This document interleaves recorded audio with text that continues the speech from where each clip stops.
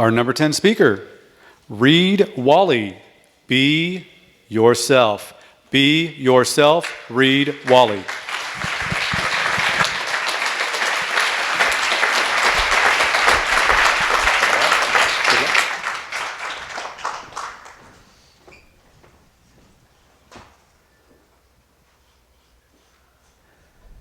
If you could go back in time, what would you change? When I was 13 years old, I fell in love with Becky Hernandez. And it was the first time I ever fell in love. And it was like my heart exploded into a rainbow of fireworks. And if you had been standing with me at my junior high school in 1977, you would have seen Becky. Black hair, golden brown skin. She was like an absolute goddess. How was I going to compete? I was a shy, pimple-faced white kid who collected stamps and seashells. Mr. Toastmaster, fellow Toastmasters, and anybody who felt awkward as a teenager, how do you get somebody's attention? Somebody you really, really like? Part of me wanted to run up to her and say, "I love you, Becky Hernandez." And the other part of me said, "Do not embarrass yourself." So I looked around my school to see who stood out, who looked confident. The tough guys, the gangsters. So I pretended to be a gangster.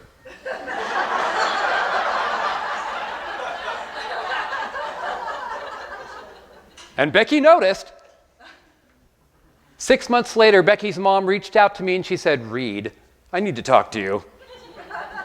It's obvious that you really, really like my daughter, but she does not like gangsters." And I thought, what was I thinking? How could I be so wrong? Becky didn't even like the type of guys I was pretending to be. And Becky's mom was giving me the best advice in the world. Be yourself. Be yourself. But it was too late. Becky never saw my stamps. She never saw my shells that I collected by the sea. She never saw the real me.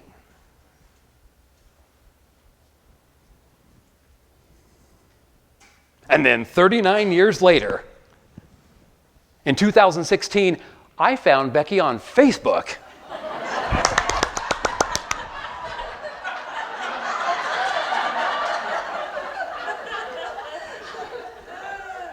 It's like the universe had given me a second chance to make a first impression. Did I want to tell Becky that she was the first girl I ever fell in love with? You bet I did.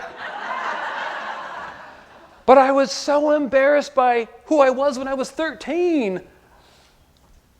And because I had been fake, there was no bridge to connect me and Becky 39 years later. If I wanted to reconnect, I had to first admit that I had been fake.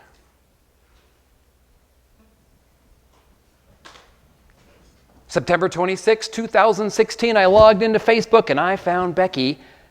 And if you'd been sitting next to me, this is what you would have seen me type.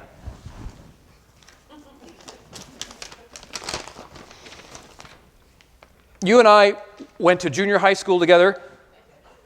I was a shy, pimple-faced kid trying to get your attention and pretending to be a gangster.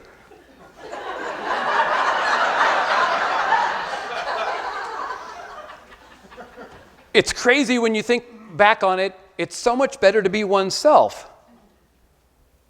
Hope all is well with you and your family. And as the Star Trek fan in me says, live long and prosper.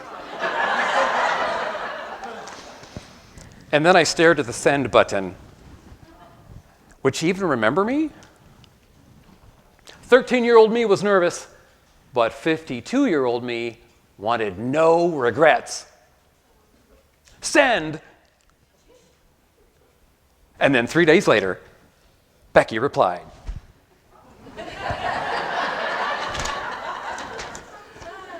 Hello! Exclamation mark. Exclamation mark. Wow, what a blast from the past. When I read your name, I knew exactly who you were. You were tall, but had a lovely smile. The smile hasn't changed, but I can see that you've overcome your shyness.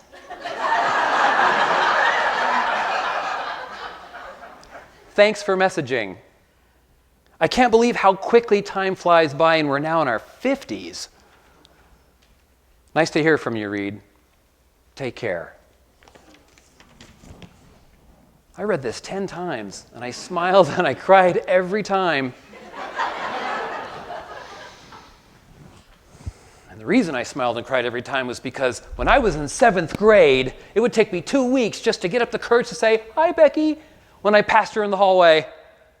And now, 39 years later, we're actually having a real conversation.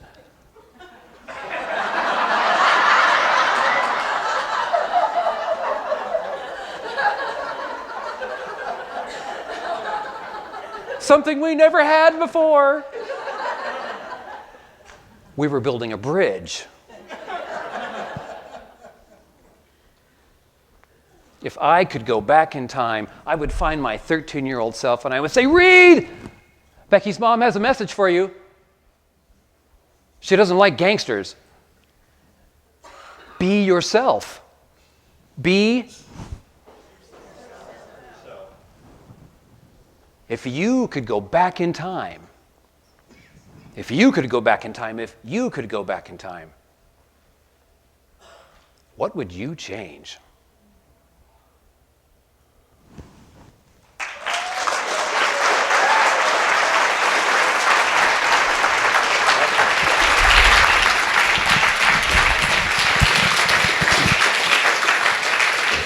Third place winner, Reid Walley.